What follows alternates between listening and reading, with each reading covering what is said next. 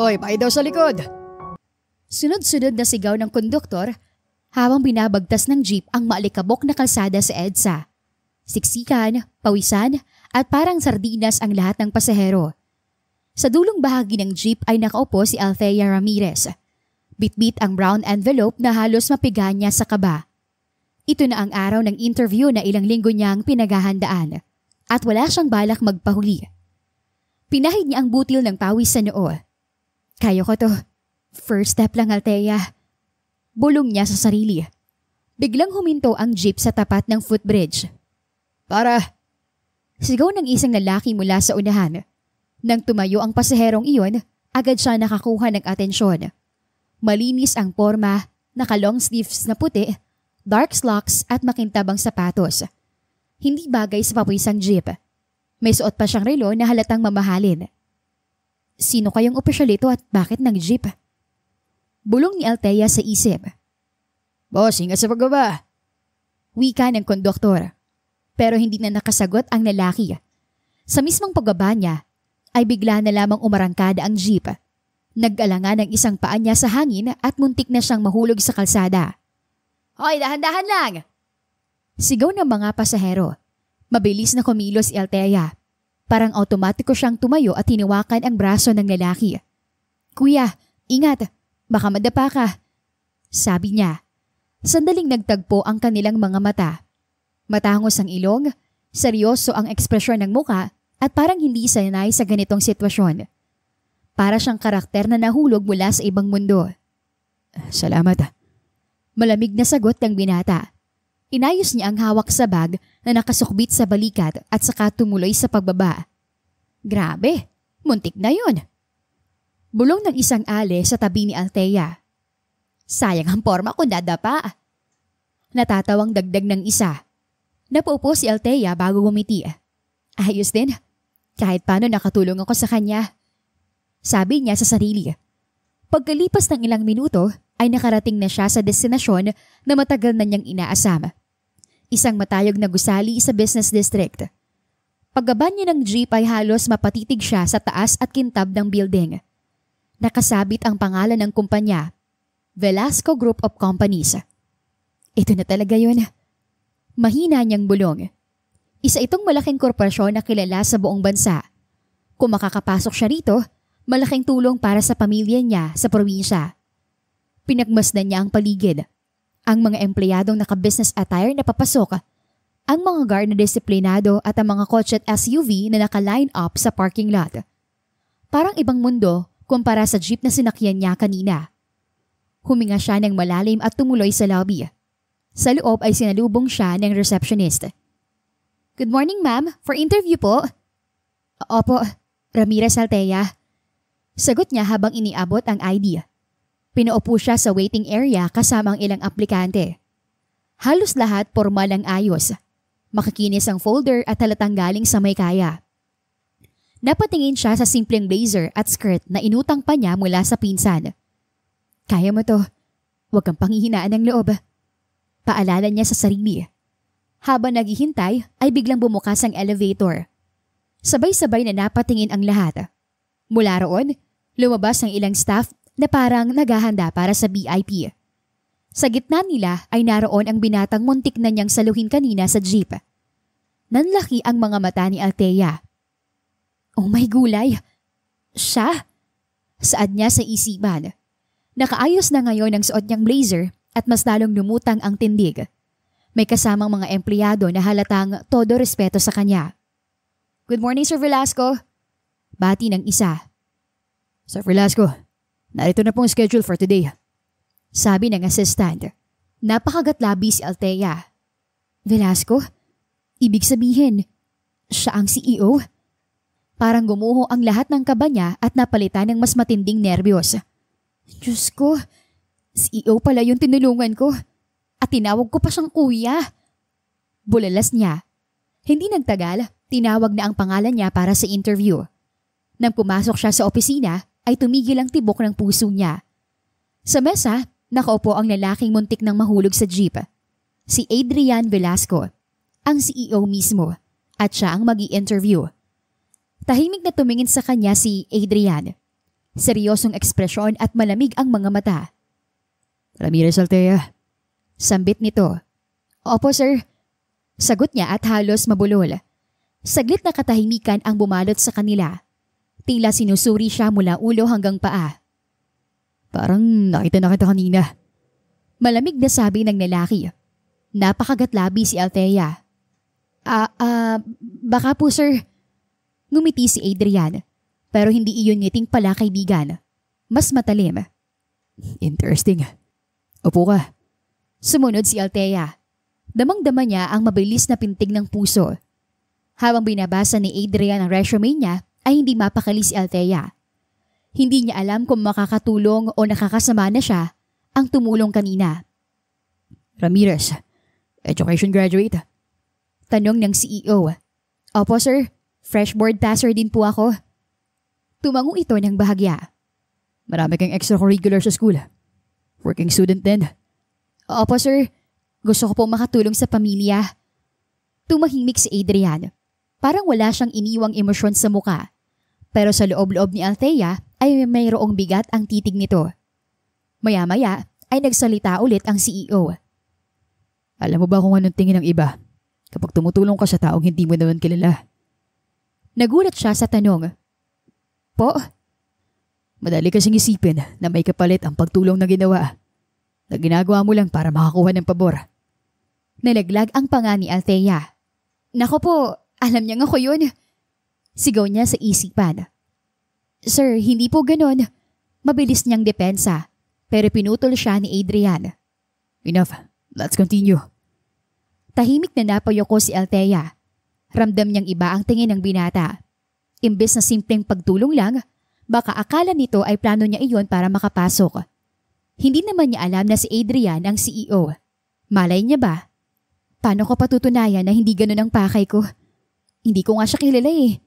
At saka CEO siya tapos sumakay ng jeep. Ano yun? Trip lang? Sabi ulit ni Althea sa isip. Naiwan si Althea na kinakabahan habang binubusisi ni Adrian ang resume niya. Kabado na sana matanggap siya. Pagkalipas ng ilang sandali, Congratulations Mr. Ramirez, you're hired. Parang lumipad si Althea sa tuwa nang marinig iyon mula sa HR officer. Parang lahat ng pawis, puyat at paghintay ay biglang nagbunga.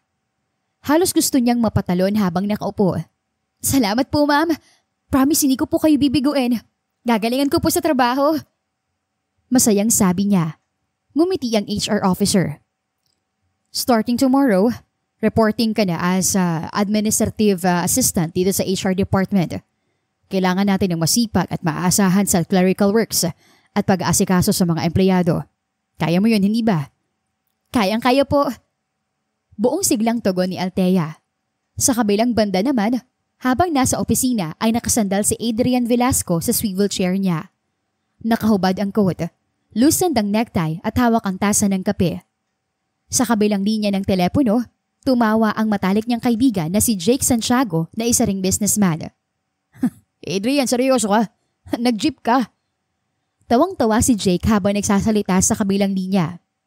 Yes. Mababa ang boses ni Adrian. I wanted to experience commuting again. College pa na huling ginawa ko yun. Bro, ikaw yun Adrian Velasco, CEO ng Velasco Group. Sumakay ng jeep.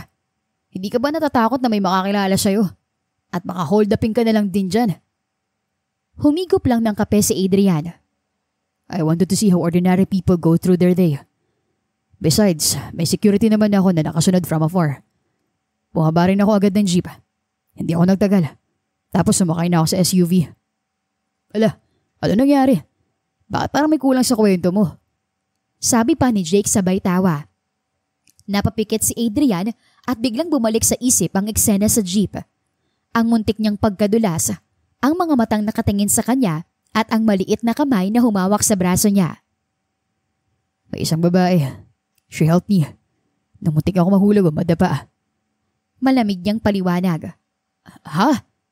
Biglang nahagikik si Jake. Ikaw muntik madapa. Tapos may babaeng sumalo. Hindi ko yata ina-expect yan Napakunot ang noo ni Adrian. It wasn't funny. Allergic ka lang kasi sa may tumutulong sa'yo. Pero hindi mo naman sinabi sa akin kung bakit. Baka naman crush ka kagad ng babaeng yun. Asar naman ni Jake. Exactly. That's the problem. She was in today's applicants. At tinanggap ko siya dahil mukhang magaling naman. Natigilan si Jake pero maya-maya'y tumawa ulit. What are the odds? Pero teka, hindi kaya coincidence lang. Baka natural lang siyang matulungin. Huwag kang naman masyadong mapanghusga dyan. Maybe. Malamig na sagot ni Adrian. But I don't believe in coincidences. Most people do things because they want something in return. Kinabukasan, maaga pa lang ay nasa opisina na si Althea. Hindi pa sumasapit ang 8:00 pero nandyan na siya sa opisina. Inaayos ang lamesa, pinunasan ang keyboard at iniisa-isa ang mga papel na ipapasa sa HR manager. Wow, ang sipag naman ng bago. Bati ng isang empleyado. First day lang yan. Sabat ng isa sabay tawa. Ngumiti lang si Althea. Ganun po talaga. Dapat magandang impression. Nagbuhos siya ng lakas sa lahat ng ibinigay na gawain. Pag-sort ng documents, pag-encode ng employee files, at pag-aasikaso sa mga dumadating na inquiry. Hindi siya nagreklamo kahit pa medyo nakakapagod. Para sa kanya, ang bawat papel na natatapos ay isa pang hakbang patungo sa katuparan ng pangarap. Habang abala, hindi niya maiwasang mapansin na ilang beses siyang nadadaanan nakatingin ng malamig si Adrian mula sa koridor. Hindi ito lumalapit pero dama niya ang titig ng binata. Akala niya siguro may pakay ako kaya ako siya tinulungan. Hindi ko naman alam talaga na CEO siya eh. Masyado yatang praning ang lalaking to. Pero wala akong ibang intensyon. Totoo lang na gusto kong tumulong. Sabi ni Althea sa isipan. Bumuga ang dalaga ng hangin. Masisipagan niya pa para patunayan na karapat-dapat siya sa trabaho niya. Hindi dahil sa insidente sa jeep, kundi dahil sa sarili niyang kakayahan. Sumunod na araw, bumisita si Jake sa opisina ni Adrian. Bro! Malakas na boses ang pumuno sa executive floor nang dumating si Jake. Nakasuot ng dark blue suit, dala ang malapad na ngiti. Kung di pa ako dumalaw, baka nakalimutan mo na akong best friend mo. Napabuntong hininga si Adrian. Jake, you don't need to announce yourself sa buong opisina. Relax, miss na kita eh. Kumuway pa si Jake sa mga staff na nagulat sa presence niya. Hi guys, don't mind me ah. Best friend lang ako ng boss nyo. Napangiti na lang ang mga empleyado. Kahit intimidating si Adrian, iba naman ang dating ng kaibigan nito. Magaan at palabiro. Pagkapasok sa opisina ay agad umupo si Jake sa leather chair na parang siya ang may-ari. So, ikaw pala yung viral sa balita sa sarili kong isip. Adrian Velasco, muntik madapa sa jeep. Sabi ni Jake sabay halakaka. Jake. Babala ni Adrian. Pero hindi siya pinakinggan nito. Grabe ang drama nun. Kung may nakakuha lang ng video, sigurado trending ka na sa social media. Hashtag, CEO in the jeep. Muntik na dapa at nasalo ng dalaga. Tumigil ka nga. Habang nagsasalita si Jake, nakapwesto naman si Adrian sa harap ng malapad na bintana ng opisina. Mula roon, tanaw niya ang HR department kung saan abala si Althea. Maayos itong nakayoko sa papel. Masipag na nagpa-file ng documents tapos maya-maya'y bumabangon para mag-assist ng empleyado. Walang kaarte-arte ang kilos. Hindi na malaya ni Adrian na medyo matagal na siyang nakatitig. Uy! Biglang sumulpot si Jake sa tabi niya. Sino yung pinagmamasdan mo? Agad na nag-ayos ng tindig si Adrian. No one. Just monitoring productivity. Productivity ah. Halatang kanina ka pang tutok dyan sa babae. Sino ba siya? Tahimik lang si Adrian. Napatingin ulit sa baba kung saan ngumiti si Althea habang tinutulungan ng isang kasamahan. Aha! Natawa si Jake. Don't tell me siya yung girl sa jeep. Nanlamig ang ekspresyon ni Adrian. Pero hindi niya maitanggi. Yes, she's the one. Bakit parang suspicious ang tingin mo sa kanya? Halata naman na simpleng tao lang siya. Saglit na katahimikan bago nagsalita si Adrian. Because people like her. They remind me of something. Something or someone. Mabilis na tugon ni Jake. Napapikit si Adrian na parang binalikan ang masakit na alaala.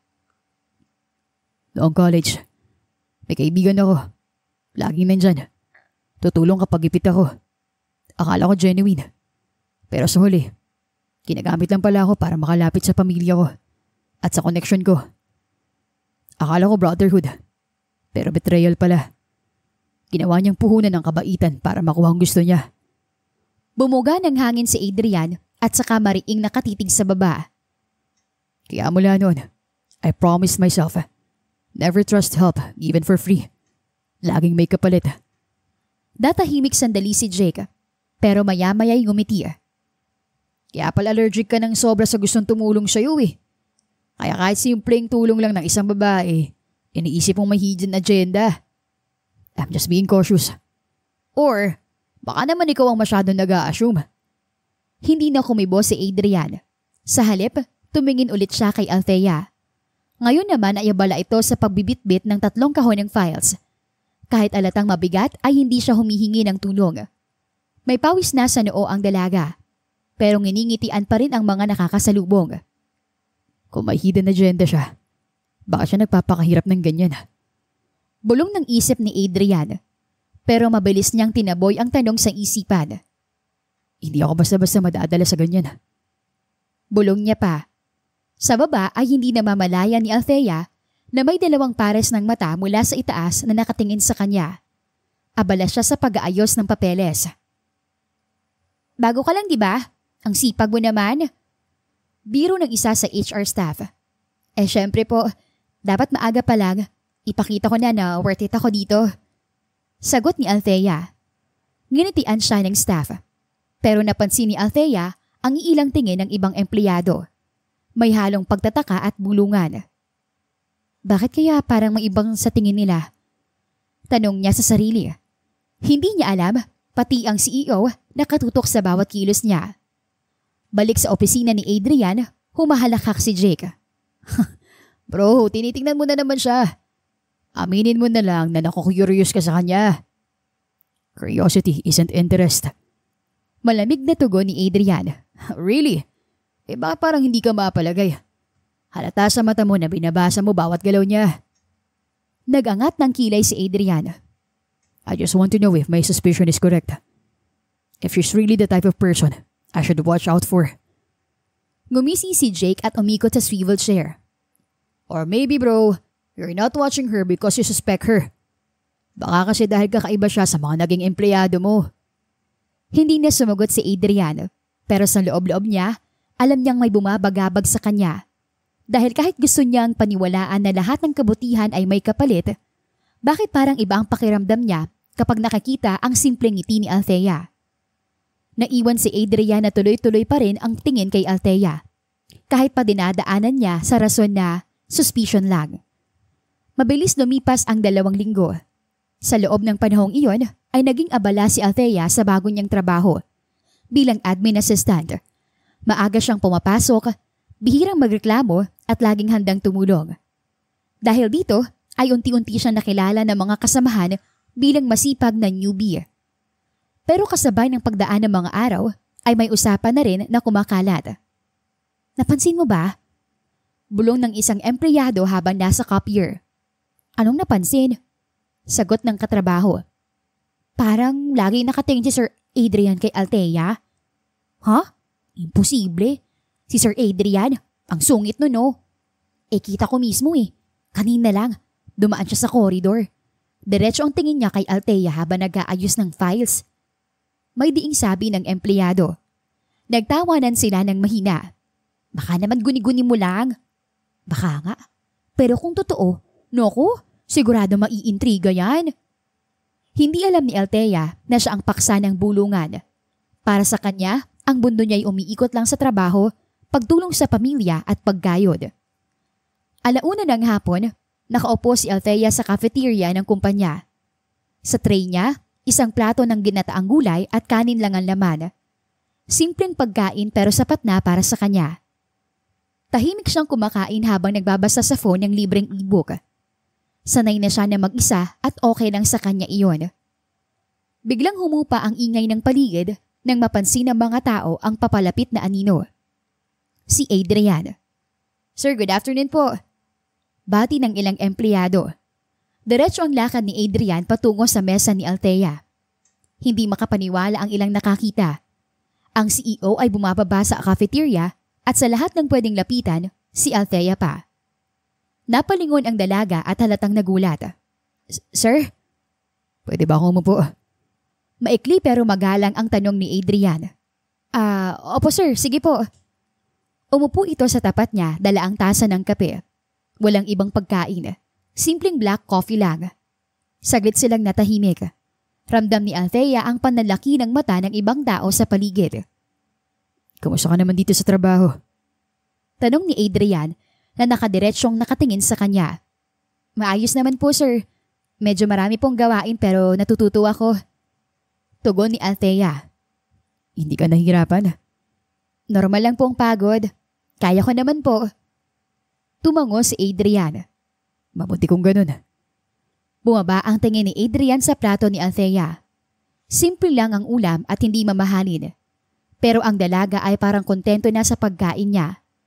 Nakikita rin niya kung paano ito ngumunguya. Walang kaarte-arte sa pagnguya. Simple lang siya pero maganda.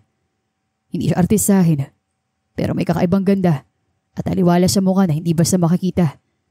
Kahit sa babaeng bihis designer clothes. Sabi ni Adrian sa sarili. Tahimik silang dalawa sa ilang segundo.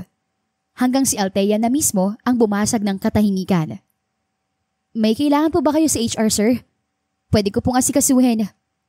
Umiling si Adrian. Wala naman. Gusto ko lang malaman kung kamusta ka.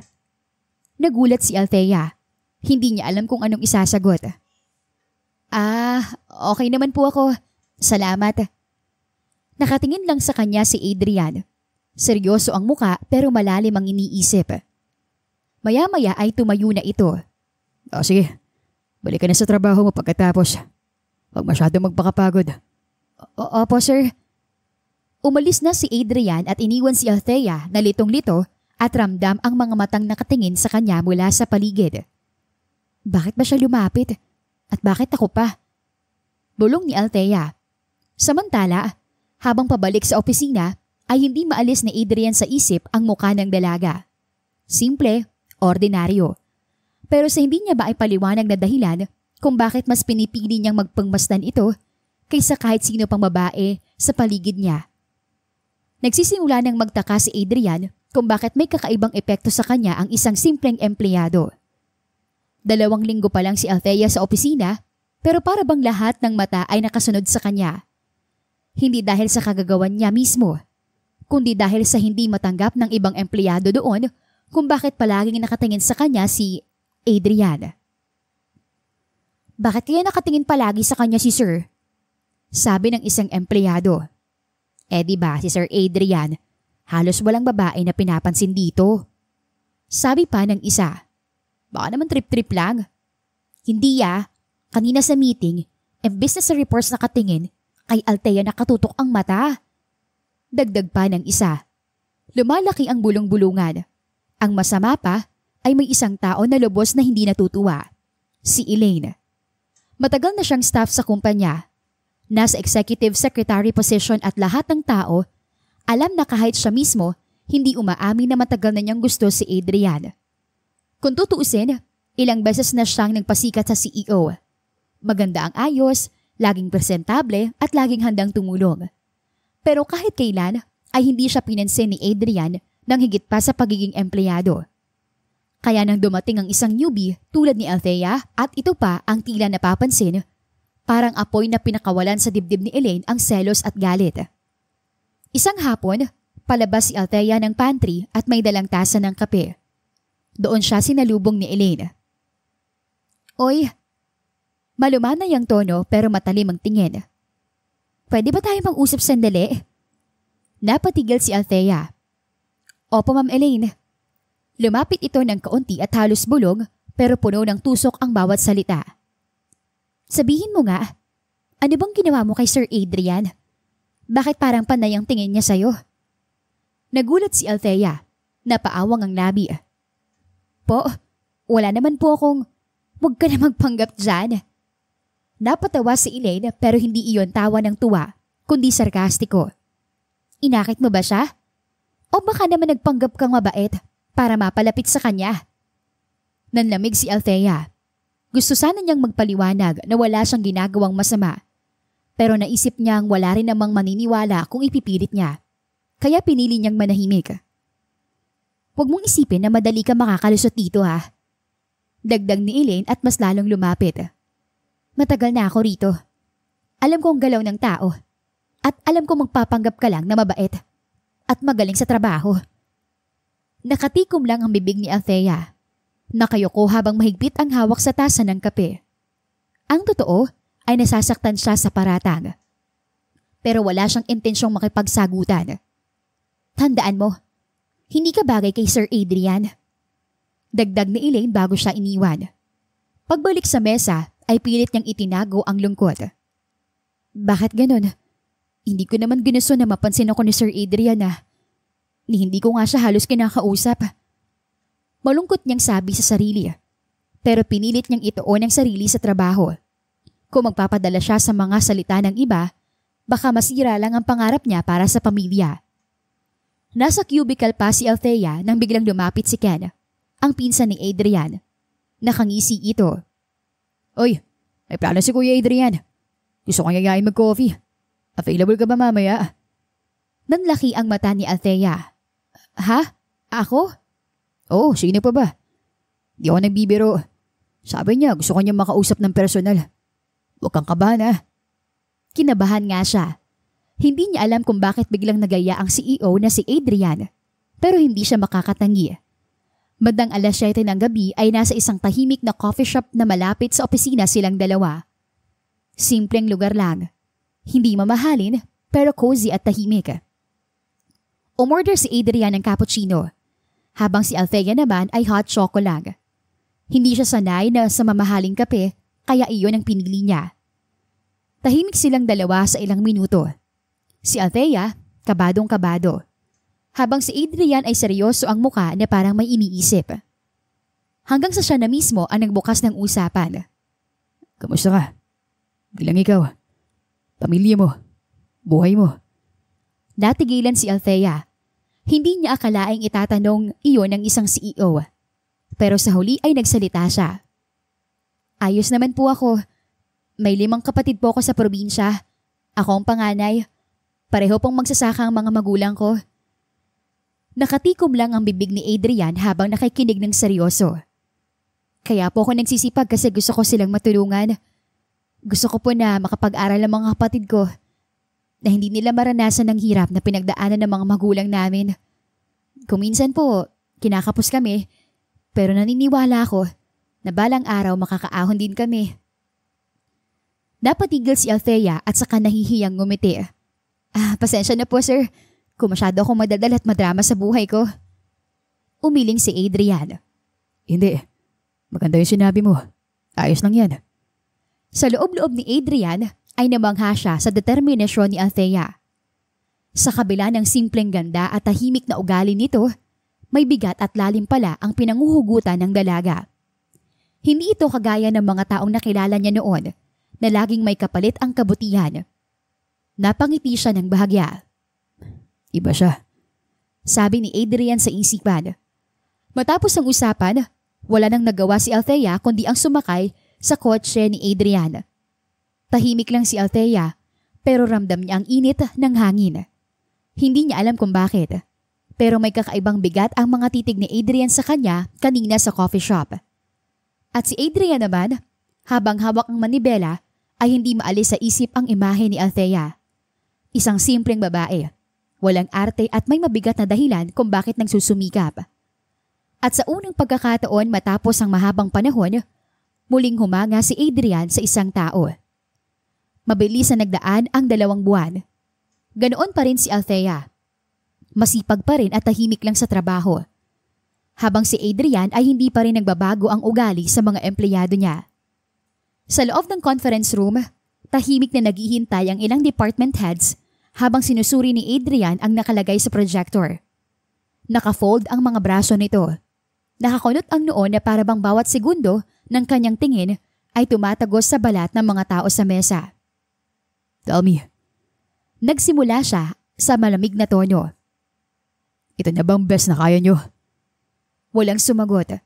Nilingon niya ang isang manager na nanginginig pa ang kamay habang hawak ang ballpen. 2 months worth of work. Tapos itong papakita nyo sa akin. Kulang sa detalye. Kulang sa vision. Kung estudyante kayo, baka bagsak na kayo ngayon. Dama ng lahat ang bigat ng boses niya. Maging ang aircon ng kwarto ay tila hindi sapat para malamigin ang tensyon. Ayusin nyo yan. I want something concrete. Next time, don't waste my time. May diin niyang sabi. Tumango siya at diretsyong lumabas ng conference room. Iniwan ang lahat na parang nawalan ng dugo.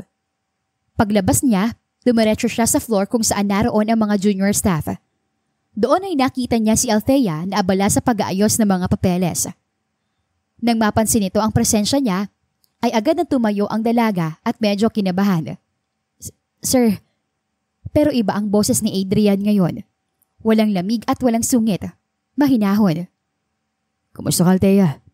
Hindi ka ba masyadong mabigat ang workload na binibigay sa'yo? Nagulat si Althea. Kung paano pinagsisigawan ang mga manager kanina, ngayon parang ibang tao na ang kaharap niya. Okay lang po, sir. Sagot ni Althea. Nakakaya naman po. Masaya rin kasi ako na may natututunan. Tumango si Adrian at kahit isang segundo lang, may bakas ng ngiti sa labi niya. Bakit kapag siya, ang dali kong lumambot at ayoko nasisigawan siya? Tanong ni Adrian sa isipan. Bandang hapon, lumapit si Adrian sa table ni Althea. Pwede ka ba makausap sandali? Nabigla ang dalaga pero tumango. Lumipat sila sa maliit na lounge area kung saan malayo sa ibang tao. Althea. Nagsimula si Adrian habang diretsyong tumingin sa kanya. Gusto ko lang ninawin ng isang bagay. Nagkibit balikat ang dalaga. Ano po yun, sir? Huminga siya ng malalim. Yun nangyari sa jeep. Aminin kong naiisip ko na baka ginawa mo yun kasi alam mo nga ako ang CEO para makapasok ka rito. Natigilan si Althea. Tumingin siya kay Adrian ng diretsyo at walang pag-aalinlangan. Sir, hindi ko po alam na kayo ang CEO. Nung tinulungan ko kayo, hindi ko nga po alam ang pangalan niyo eh. Hindi ko rin po iniisip na makakapasok agad sa kumpanya niyo dahil lang sa ganun. Tinulungan ko lang po kasi kayo kasi tao kayo na muntik ng madisgrasya. Kung sino man po yun, tutulungan ko rin. Natahimik si Adrian. Sa unang pagkakataon, naramdaman niyang totoo ang bawat salita ng taong kaharap niya. Walang halong pagpapanggap at walang pakitang tao. Hindi po ko ganong klase ng tao. Dagdag ni Althea. Kung matatanggap man ako sa trabaho, gusto ko po dahil sa pagsisikap ko. Hindi dahil may tinulungan ako. Parang may bumara sa lalamunan ni Adrian. At nang bumuka ang bibig niya, mahina lang ang lumabas na sagot. Salamat, Althea. Salamat sa pagiging totoo mo. Pagbalik niya sa opisina, hindi niya maiwasang balikan ang sinabi ng dalaga. Hindi niya alam. Hindi niya ako kilala. At tinulungan niya ako ng walang kapalit. Mahinang usal niya. Napahawak siya sa sentido. Matagal na siyang walang tiwala sa kabutihan ng tao. Lalo na't minsang ginamit siya ng kaibigan noong kabataan niya. Pero ngayon ay may isang simpleng babae na tila binasag ang pader na itinayo niya. Lumipas pa ang ilang buwan at sa mga araw na nagdaan ay nasanay na si Althea sa trabaho. Nasanay na siya sa sistema ng trabaho at naging palagay na rin sa mga kasamahan. Pero kahit pa ganun, hindi natigil ang mga bulungan tungkol sa kanya at sa amo. Grabe, special treatment na naman yan. Minsan nakakita ko silang nasa coffee shop eh. Palagi pa nakatitig si Sir Adrian sa kanya. Haba ng hair. Kung ako si Elaine, maiinis din ako. Ilang bulungan ng mga empleyado. Pero si Althea ay nagbibingi-bingihan lang. Para sa kanya ay mas mahalaga ang trabaho kaysa chismis. Isang tanghali, nasa cafeteria si Althea. Kumakain ng simpleng meal, fried chicken at kanin. Tahimik lang siya at nakayuko nang biglang lumapit si Adrian. Pwede ba akong umupo? Halos mabilaukan si Althea pero tumango. Sir, sige po. Umupo si Adrian sa tapat niya. Agad na patingin ng ibang empleyado na parang nanonood ng pelikula. Kumusta ka naman? Tanong ni Adrian habang ini-stir ang juice na dala niya. Okay lang po sir, sanay na rin sa lahat. Sagot ni Althea ng mahina pero may ngiti sa labi. Sandali itong tumitig kay Althea. Simple lang ang ayos ng dalaga. Naka-ponytail at walang makeup pero sa mata niya may kakaibang ganda. At habang nakatitig si Adrian sa dalaga, ay lalo nitong napatunayan sa sarili na iba si Althea. Hindi siya kagaya ng iba. For the first time, naramdaman ni Adrian na may kakaiba siyang nararamdaman para sa dalaga. Maagang pumasok si Althea sa opisina ng araw na iyon. Nakasanayan na niya ang routine. 6:00 pa lang ng umaga ay gising na siya. Nagluluto ng simpleng almusal sa inuupahang kwarto. Tapos diretso na sa bus para hindi malate. Kahit mabigat ang schedule, hindi siya nagreklamo. Lagi niyang iniisip na para iyon sa kanyang pamilya.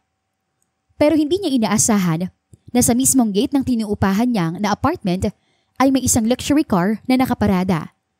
Nakabukas ang tinted window at mula roon ay sumilip ang pamilyar na muka. Althea, tawag ni Adrian. Nanlaki ang mata niya at halos mabitawan ang hawak na eco bag na may lamang baon. Sir, sumabay ka na. Sabi nito ng diretsyo at walang pasakalye. Naku sir, wag na po. Malapit lang naman pong sakay ko. Pero hindi na siya pinakinggan ni Adrian. Binuksan nito ang passenger seat at muling nagsalita. Sumakay ka na, Althea. Napatingin ang dalaga sa paligid. Pero dahil hindi rin siya makatanggi, dahan-dahan siyang sumakay. Tahimik siya buong biyahe habang kabadong-kabado. Samantalang si Adrian naman ay relax lang na nagmamaneho. Hindi ba nakapagod sa'yo yung biyahe araw-araw? Tanong ni Adrian habang nakatuon ang mata sa kalsada. Medyo po, pero sanay na rin po ako. Mahina ang sagot ni Althea. Kung gusto mo, pwede kitang isabay paminsan-minsan. Napalingon siya. Ah, sir, hindi na po. Nakakahiya naman. Umiling si Adrian. Ano nakakahiya? Wala yun. At least mas makakatipid ka ng oras. Hindi na nakasagot si Althea. Pero ramdam niyang bumilis ang tibok ng puso niya. Grabe, bakit ako kinikilig? Hindi ako dapat magkagusto sa kanya dahil boss ko siya. Sabi niya sa isipan. Pagdating nila, agad na kumalat ang balita. May nakakita kung paanong sinabay ni Adrian si Althea at syempre, isa sa pinaka nag-init ang tenga ay si Elaine.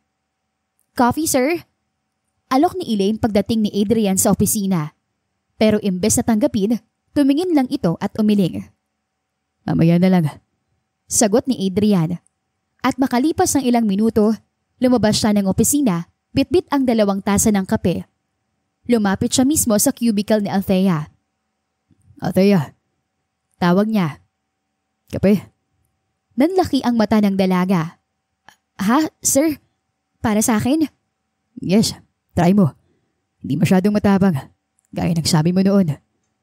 Halos hindi makapaniwala si Althea. Salamat po, sir. Ang mga katrabaho ay halos malaglag ang panga, habang si Elaine ay namutla sa inis. Sa mga sumunod na araw, napansin ni Althea ang kakaibang kilos ni Adrian. Kapag naglalakad siya bitbit ang mabigat na folders, biglang lilitaw ito at aakuin ang kalahati. Kapag may overtime, siya mismo ang nagpapaalalang huwag masyadong magpakapagod at baka magkasakit siya. At minsan naman sa mga simpleng bagay lang, pagbati tuwing umaga at ngiting halos siya lang ang nakakikita. Hindi maitatanggi ni Althea na may kung anong kakaibang nararamdaman na siya. Tuwing makikita niya ang CEO, parang bumibilis ang tibok ng puso niya. At tuwing nararamdaman niyang pinapahalagan siya nito, ay hindi niya maiwasang mapangiti ng palihim. Sa kabilang banda naman, hindi na nakatiis si Elaine. Isang tanghali, nadatnan niyang nagkasabay kumakain sa cafeteria sina Adrian at Althea. Hindi iyon date, pero halatang nag-uusap silang dalawa habang magkaharap sa mesa. Lumapit si Elaine pagkaalis ni Adrian. Tiningnan niya si Althea ng malamig at mapanlait. Ang galing mo ah! Simula ni Elaine na may halong ngiti pero puno ng tukso ang mga mata. Hindi ko akalaing mapapalapit ka agad kay Sir Adrian. Ano bang sikreto mo? Natigilan si Althea. Wala po akong... Huwag kang magsinungaling. Halata naman eh. Hindi kasi lahat ng tao nabibigyan ng special treatment, hindi ba? Nakatahimik lang si Althea.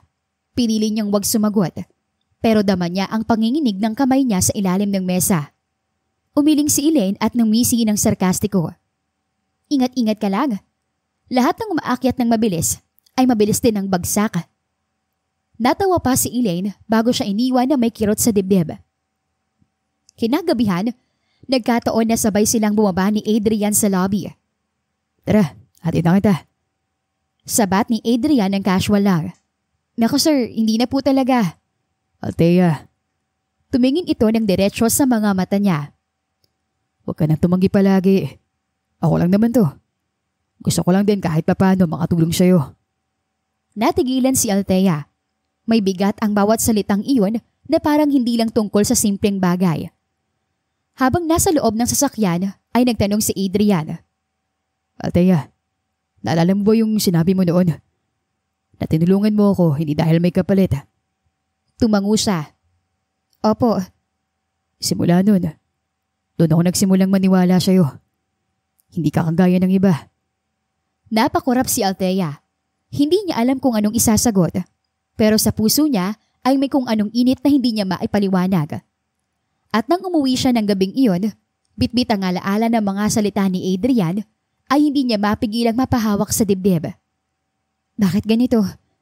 Bakit para nagkakagusto na ako kay sir? Sabi niya sa sarili. Nagdaan pa ang ilang linggo, patuloy ang bulungan sa trabaho. At palaging topic si Althea. Uy, totoo ba yung narinig ko? Na may something na raw kina Althea at si Sir Adrian? Bulong ng isang staff habang nakapila sa pantry. Grabe, baka nga. Hindi ba't lagi silang nakikitang magkasama? Kahit sa cafeteria. Dagdag pa ng isa na nakataas pa ang kilay. Nandoon mismo si Althea. Hawak ang tray ng pagkain at kahit pinipilit niyang huwag pansinin, ramdam na ramdam niya ang mga tingin ng mga tao. Ang bawat tawa at bawat bulungan ay parang tumutusok ang tainga niya. Bahala na sila sa buhay nila. Hindi ko naman kasalanan kung bakit ako napapansin ni Sir Adrian. Wala naman akong ginagawang masama. Sabi ni Althea sa isipan. Althea! Biglang tawag ni Elaine at doon naman nagsimula ang pagbubuhat ng kilay ng lahat. Napalingon si Althea at kitang-kita ang mapanuyang ngiti ni Elaine. Sabihin mo nga sa akin, bakit parang espesyal ka kay Sir Adrian? Ano bang pang-aakit ang ginawa mo? Halos mabitawan ni Althea ang tray dahil sa sobrang hiya. Naramdaman niya ang init ng pisngi niya habang nakatingin ng lahat. Hindi siya makasagot agad. Ma'am Elaine, tama na. Singit ng isang kasamahan nila pero halatang natatakot din. Bakit? Totoo naman na. Hindi ba dating simpleng empleyado ka lang tapos bigla ka napansin ni Sir Adrian? Swerte mo naman. O baka naman may iba ka pang ginagawa. Nakangising sabi ni Elaine. Agad na bumilis ang tibok ng puso ni Althea. Gusto niyang magpaliwanag. Gusto niyang ipaliwanag na wala siyang ginagawang masama. Pero natigilan siya. Hindi niya kayang lumaban. Mas pinili niyang tumalikod at maglakad palabas ng pantry. Pero hindi pa siya nakakalayo nang biglang sumulpot si Adrian. Ano nangyayari dito? Wika ni Adrian. Malalim, malamig at agad na nagtahimik ang lahat. Nagtagpo ang mga mata nila ni Althea. Halata sa mga mata ng dalaga ang hiya at pagkailang. Pero si Adrian, diretso itong tumingin. Wala po sir, nag-uusap lang kami. Mabilis na sagot ni Elaine at halatang kinabahan. Ganun ba? Malamig na tugon ni Adrian. Lumapit ito at saka tumingin saglit kay Elaine bago lumipat ang tingin kay Althea. Kung may problema kayo kay Althea, idaan niyo sa akin. Hindi sa ganyang klase ng usapan. Halos manigas si Elaine. Sir, hindi po. Nagbibiro lang. Kung biro yun, hindi nakakatawa. Putol ni Adrian. Bumalik na kayo sa trabaho niyo pagkatapos niyong kumain. Tahimik na nagbalikan ng lahat sa pwesto. Naiwan si Althea na nakatayo at hindi makagalaw. Halika.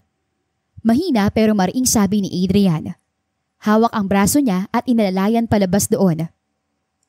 Ramdam niya ang titig ng lahat habang lumalakad sila kaya lalo siyang kinabahan. Pagdating nila sa opisina, marahang ibinaba ni Adrian ang hawak sa kanya. Hindi mo kailangan tiisin yun.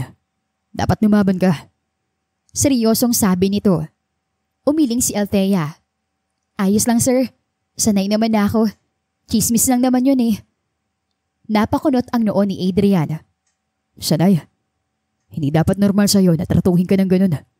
Wala kang ginagawang masama. Napayuko siya. Bakit ba ganito? Bakit ang lambing ng boses niya kapag akong kausap? Pero kapag iba parang laging malamig. Sabat ni Althea sa isipan. Sa susunod, lumaban ka. At kung may taong gagawin ulit yun sa'yo, sabihin mo kagad sa akin. May diing sabi ni Adrian. 2 linggo pa ang lumipas. Mas naging halata na ang kakaibang trato ni Adrian kay Althea. Kapag may meeting, palagi siyang dumadaan ng tingin dito. Kapag may project, siya ang madalas tanungin. At kahit simpleng bagay, parang mas malumanay ang boses nito kapag si Althea ang kausap. Kaya naman, hindi na nakakapagtaka na naging usap-usapan siya sa opisina. Grabe, special treatment talaga. Kita niyo kung paano siya titigan ni sir. Bulong ng isa habang nakatayo sa hallway. Siguro nga'y may relasyon na sila? Sagot ng isa pa. Naririnig ni Althea lahat. Kahit saan siya lumingon, parang siya ang sentro ng chismis. At hindi rin nagpatinag si Elaine. Mas lalo itong naging palaban. Palaging may parinig at palaging may patama. Pero kung may isang bagay na hindi niya maitatanggi, iyon ay ang kakaibang nararamdaman niya tuwing nakakasama si Adrian. Kahit ilang beses niyang sabihin sa sarili na huwag maapektuhan, tuwing magtatama ang kanilang mga mata ay may kung anong kuryente ang dumadaloy sa kanya. May gusto lang akong itanong. Biglang sabi ni Adrian habang nakaupo sila sa isang coffee shop malapit sa opisina. Ano po yun? Tanong ni Althea at biglang kinabahan. Bakit hindi ka mawala sa isipan ko? Nanlaki ang mga mata ni Althea at saka natawa. Pasaway kayo sir. Ano bang klaseng tanong yan? Joke ba yan? Natawa si Adrian. Alam mo, totoo ang sinasabi ko. Pero naiintindihan ko naman kung bakit hindi ka naniniwala kagad. Ang mahalaga na sabi ko sa'yo, na hindi ka maalis sa isipan ko. At gusto kong malaman mo na masaya akong kasama ka. Naramdaman ni Althea ang kakaibang init sa dibdib. Hindi niya alam kung dahil ba sa kape o dahil sa tingin ni Adrian. Sa loob-loob niya, alam niyang tuluyan na nga siyang nahulog kay Adrian. Pero habang lumilipas ang mga araw sa trabaho, habang palapit ng palapit sila sa isa't isa, ay mas lalo ring umiinit ang intriga sa opisina. Confirm na talaga yun? Baka bukas makalawa, girlfriend na yun ni sir eh. Sabi ng isa. Bumuga na lang si Althea ng hangin. Ayaw niyang patulan ng mga usapan kahit iritang-irita na siya. Isang araw, sa sobrang gigil ni Elaine ay nilapitan niya si Adrian para siraan si Althea.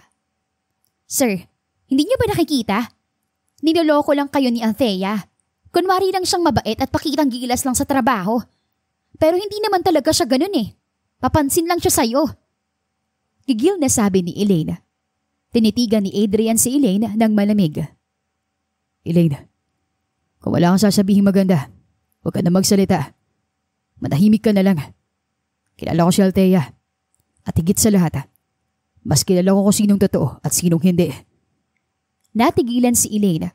Sa unang pagkakataon, nakita ng lahat kung paano pinagtanggol ni Adrian si Althea. At dahil doon, lalong nakaramdam ng matinding galit si Elaine para kay Althea.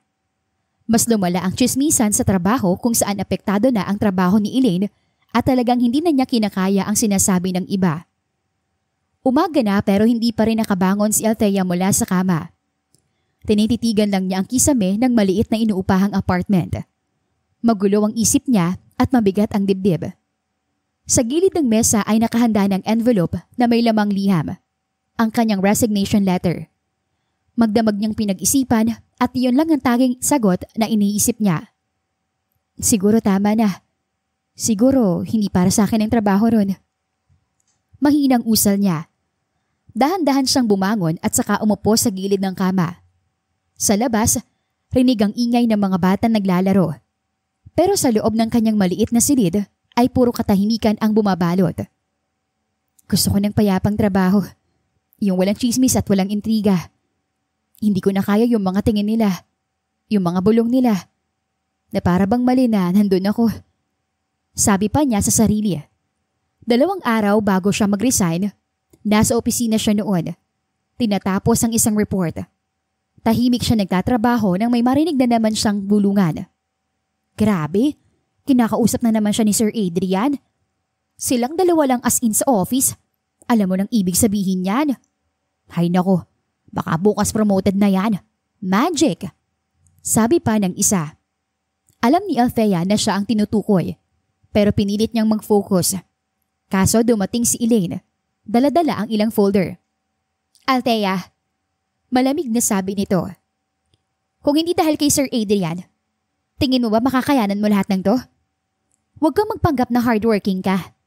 Pakitang gilas ka lang naman at inaakit ang CEO para umangat. Hindi na siya nakasagot. Tahimik lang siya. At mula noon, nawalan na siya ng gana.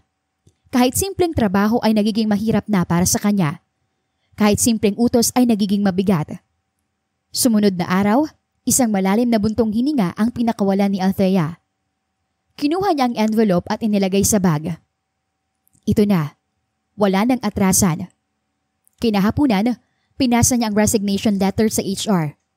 Hindi na siya nagpaalam kay Adrian. Ayaw na niyang humaba pa. Nagulat si Adrian nang makuha ang balita.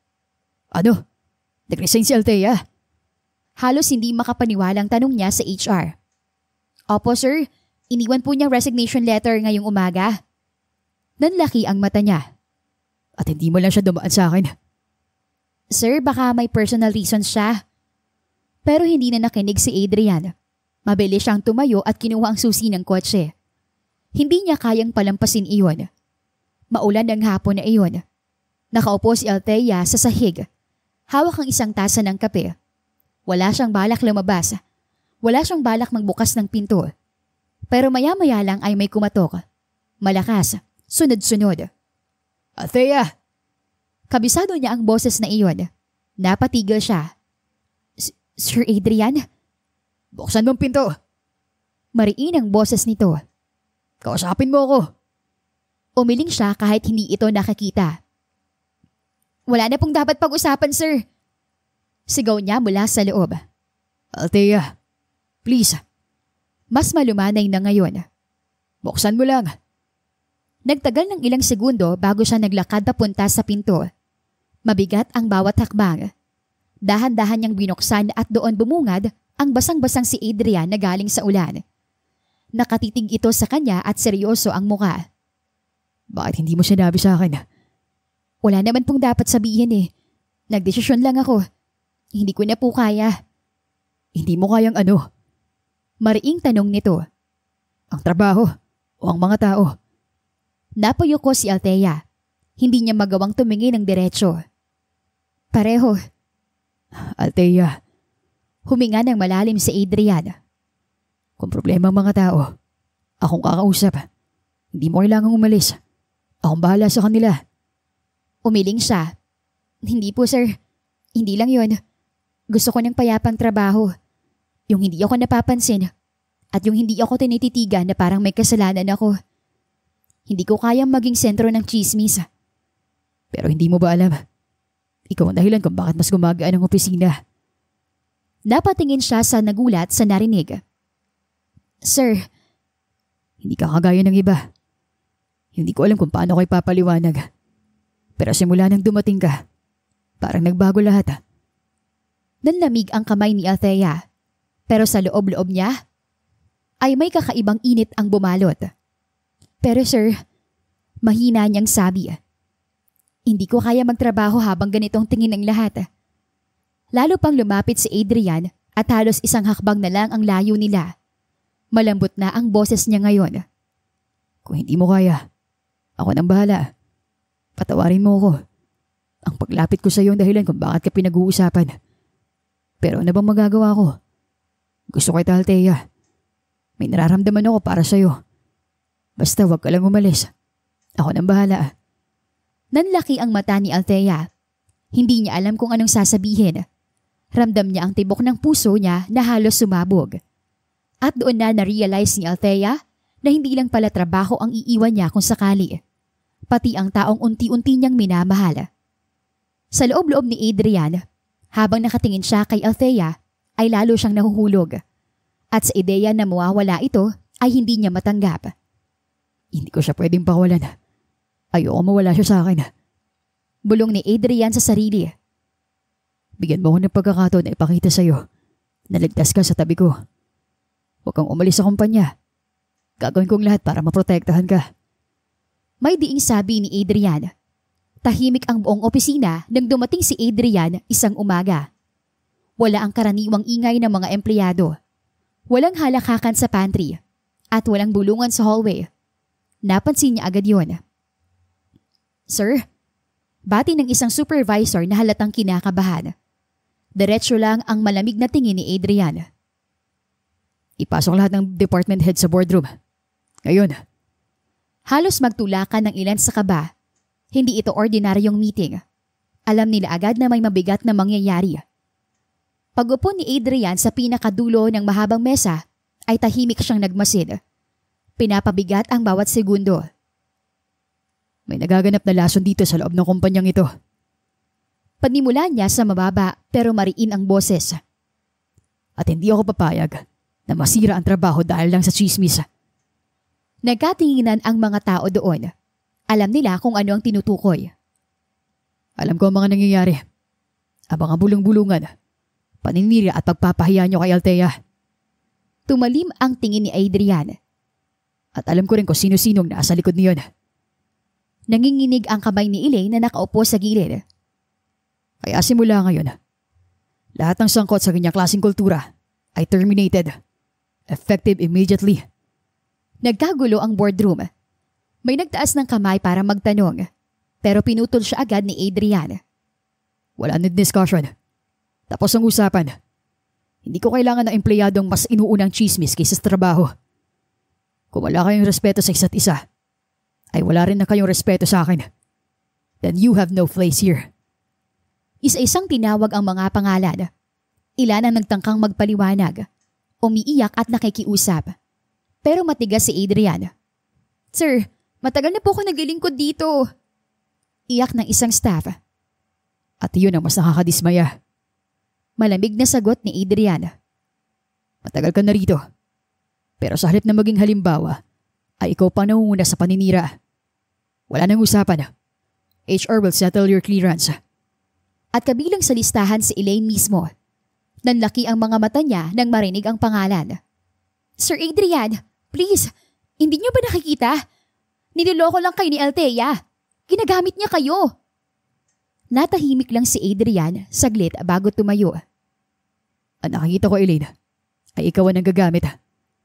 At wala na akong balak na pagbigyan ka pa. Hindi lang naman ito ang una. Dati pa namang may nagreklamo na against sa'yo. Hindi ka na nagbago. Natigilan ang lahat. Wala pang nakakita sa ganitong klase na Adrian. Walang takot magtanggal ng tao. Walang takot magpatupad ng desisyon, lalo na kung maliwanag ang kasalanan. Sa loob ng 3 linggo, nagbago ang muka ng opisina. Maraming bago. Mga fresh hires na dumaan naman sa mas mahigpit na meeting at screening. Mas maingat sa kilos at mas nakafocus sa trabaho. Wala nang dating mga bulungan at wala na ang mapanuring mga mata. Tahimik, maayos at profesional na ngayon. At sa mismong araw na iyon, bumalik si Althea. Hawak niya ang kanyang bag habang kinakabahan na pumasok muli.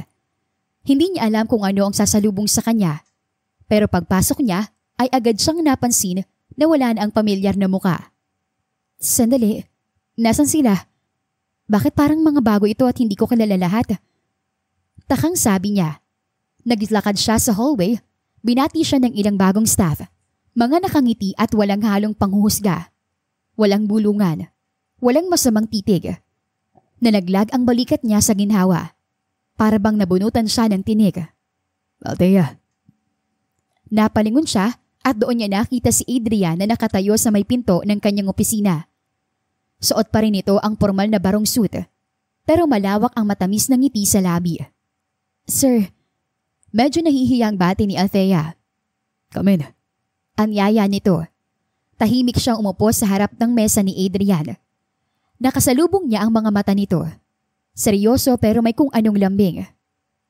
Siguro nagtataka ka kung bakit iba ng mga mukha dito. Panimula ni Adrian. Tumango siya.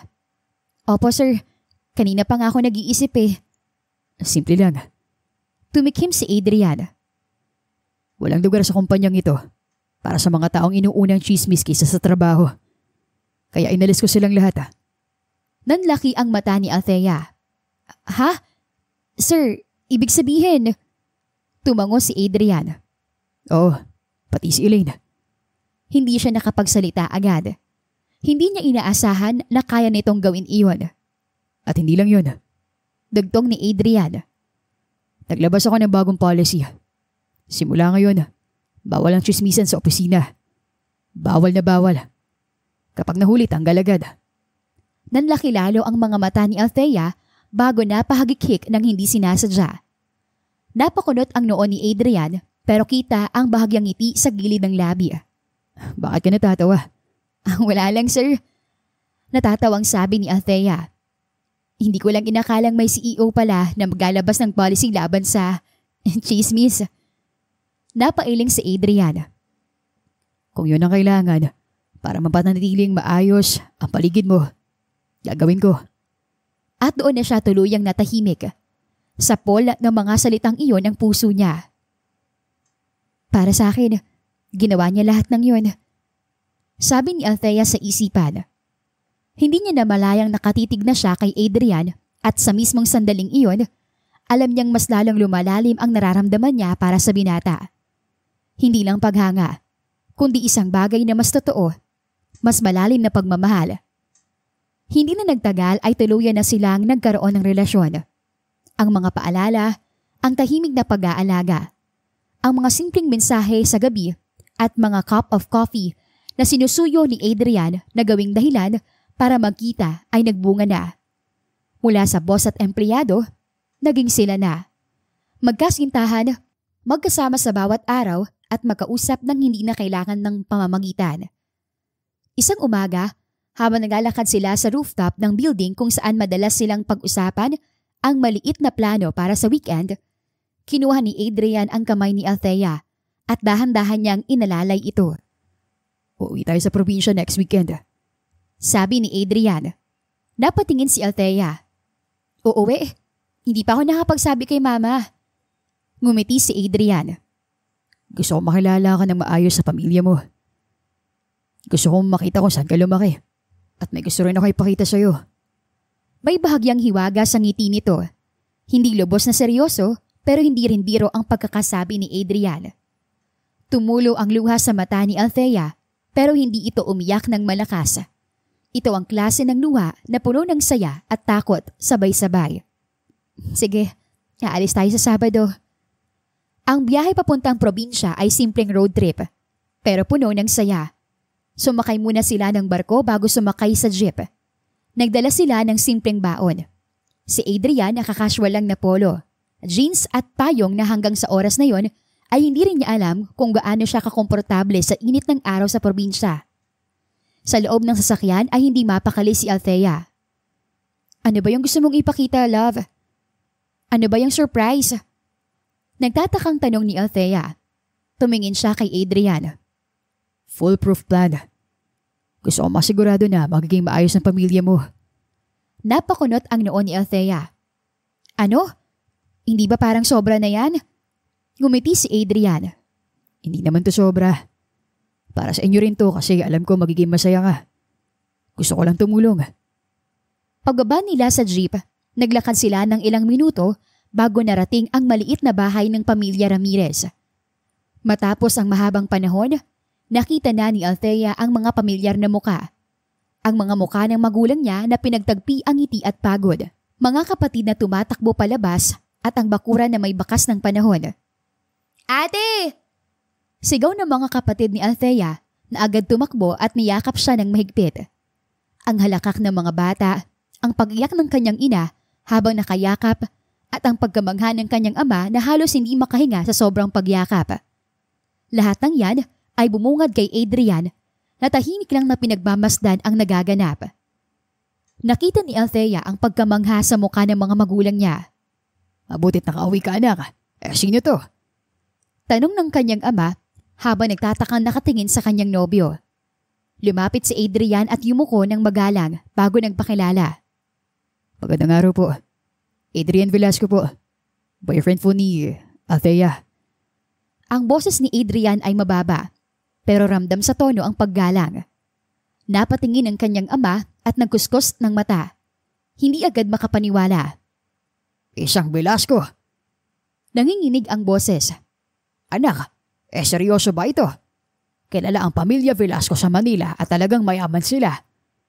Ngumiti si Adrian at medyo tumayo ng diretsyo. Seryoso po. Gusto ko po muna magpakilala ng maayos. Tumango si Althea sa gilid habang hawak ang kamay ng kanyang ina. Nakatitig sa maliit na mesa na tila naghihintay na masiguro na hindi pa naginip ang lahat. Mama, Papa, si Adrian po. Boyfriend ko po. Masiglang sabi ni Althea. Hindi nagtagal ay dumaan sila sa maikling pag-uusap. Nag-alok si Adrian ng lunch. Nagpasalamat ang nanay ni Althea at sa gitna ng pagkain ay lumabas ang usapan na talagang binago ang lahat. Althea, may plano ako. Seryoso ang boses ni Adrian. Gusto kong gawing mas maginhawang buhay niyo dito. Una, magpapagawa ako ng malaking bahay para sa pamilya ninyo. Hindi yung malaki para magpasikat. Yung tama lang pero ligtas at maayos sila makakapagpahinga. Pangalawa, gusto kong magbigay ng puhunan para sa bigasan at sari-sari store. Gusto kong wala ka nang aalalahanin pa kapag nasa trabaho ka na. Nahinto ang mundo ni Althea nang marinig iyon. Love, parang masyado na yatang malaking gagawin mo pagtulong sa amin. Hindi makapaniwalang sabi ni Althea. Tumayo si Adrian at saka hinawakan ang mga kamay ng magulang ni Althea ng magalang. Huwag po kayong mahiya sa akin. Dahil sa gagawin kong pagtulong sa inyo. Para din po ito kay Althea. Dahil gusto ko po na maging masaya siya. Gusto kong hindi na siya mag-alala sa inyo, tito. Dahil maayos na kayong may matitirhan at maliit na negosyo. Wika ni Adrian. Nagkatinginan ang mag-anak. Hindi nila maitatanggi ang pagkalito, ang labis na saya at ang hindi mapigil na luha. Ang ama ni Althea ay pumikit ng mahabang sandali at saka napahawak sa balikat ng asawa. Maraming salamat sa tulong mo, Adrian. Napakabuti mo. Sobra-sobra ang tulong mo sa amin. Salamat talaga. Mangiyak-ngiyak na sabi ng ina ni Althea. Hindi nagtagal dahil sa impluwensya at resources na dala ni Adrian ay mabilis ang proseso. Nagkaroon ng survey. May grupo ng contractors na dumating at 2 buwan lang ang lumipas ay nagtayo ng magandang bahay na may 4 na kwarto. 1 sala, 2 banyo at maliit na kusina. Hindi man mansyon pero mas maayos at mas maginhawa kaysa sa dating kubo nila. Sa muling pagdalaw ni na Adrian at Althea doon, may dala silang mga gamit sa bahay. Nilagyan ni Adrian ng bagong ref, gas stove, sofa, mga gamit sa kusina at kung ano-ano pa. Hindi ko kayo papayagang maghirap habang pwede kong tulungan. Nakangiting sabi ni Adrian. Maraming salamat sa iyo, Adrian. Hindi kami magsasawang magpasalamat sa iyo. Wika ng ama ni Althea. At hindi yun lang. Tinulungan din ni Adrian silang mag-set up ng bigasan at sari-sari store. Nag-aral ang mga magulang kung paano i-inventory, paano magbenta at paano magtabi ng pera. May training na ipinadala sa kanila at may maliit na pondo para sa initial capital. Nang makita ng mga kapitbahay ang bago nilang tindahan, agad na dumagsa ang mga kaibigan at kakilala para bumili. Masayang-masaya ang mga magulang ni Althea. Sa araw na ipinabukas nila ang sari-sari store at simbahan ng bahay, hindi napigilan ni Althea ang pag-iyak. Sa gitna ng mga nagtitipon, hinawakan niya ang kamay ni Adrian at pinikit ang mga mata. Maraming salamat, love. Sobrang saya ng pamilya ko. Kitang-kita ko sa mga mata nila. Naluluhang sabi ni Althea. Ngumiti si Adrian at saka hinaplos ang buhok ng kanyang nobya. Di mo kailangang magpasalamat pa sa akin ng maraming beses. Gusto ko itong regalo ko sa iyo at sa pamilya mo. Masaya ako nakatulong sa inyo. Napagtanto ko masarap palang tumulong na bukal sa puso.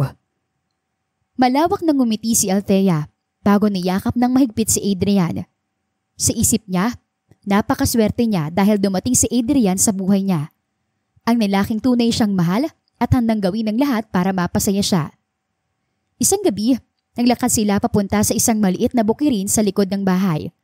Maliwanag ang buwan. Tahimik silang maghahawak ang kamay. Love, Saad ni Adrian. may tanong ako. Huminto si Althea at tumingin sa kanya. Ano yon? Inilabas ni Adrian ang maliit na kahon mula sa bulsa ng jacket niya. Althea, gusto kita makasama habang buhay. Nagkatinginan silang dalawa.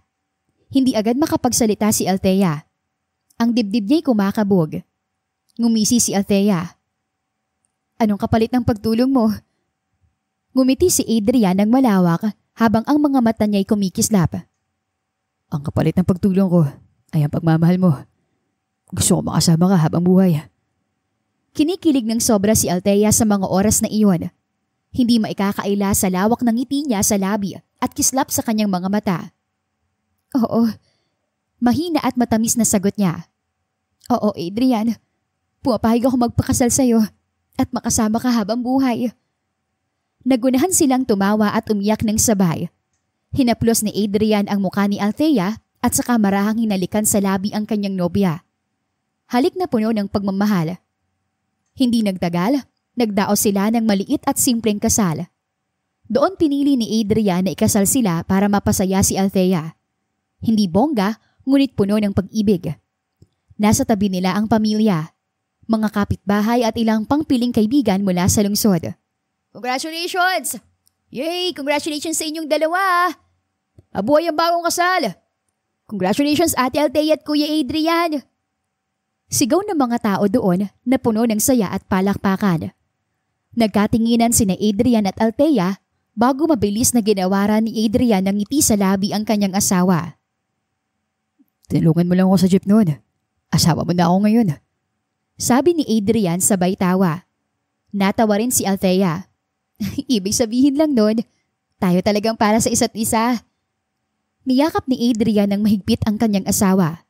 Yakap na parang ayaw na niyang bitiwan ito. Ganoon din si Althea sa kanya at muling naghiyawan ang mga tao doon. I love you, mahal kong asawa. Wika ni Adrian. I love you too, mahal kong asawa. Tugon ni Althea. Lumipas pa ang 3 taon, biniyayaan sila ng isang malusog na sanggol na lalaki. Labis na tuwa ang nararamdaman ni Adrian sa mga oras na iyon. Sa unang pagkakataon, nahawakan niya ang kanyang anak, kakaibang saya ang naramdaman niya. Hindi niya mapigilang mapaluha. Love, maraming salamat. Binigyan mo ko agad ako ng junior. Bulalas ni Adrian habang umiiyak sa labis na tuwa. Kasalukuyan silang nasa ospital at kakatapos lang makaraos ni Althea. Pinagmasdan niya ang kanyang mag-ama. Natawa pa nga siya kay Adrian dahil tumulo na ang sipon nito habang umiiyak. Love, yung sipon mo oh, baka tumulo sa mukha ni baby. Natatawang sabi ni Althea. Mabilis iyong pinahid ni Adrian at saka lumapit kay Althea. Hinalikan niya sa noo ang asawa. Mahal din kita, love. Pangako sa'yo na magiging mabuti akong ama sa anak natin at asawa sa'yo. Hindi magbabago ang pagmamahal ko sa'yo. Ngumiti si Althea. Maraming salamat, love. Mahal na mahal din kita.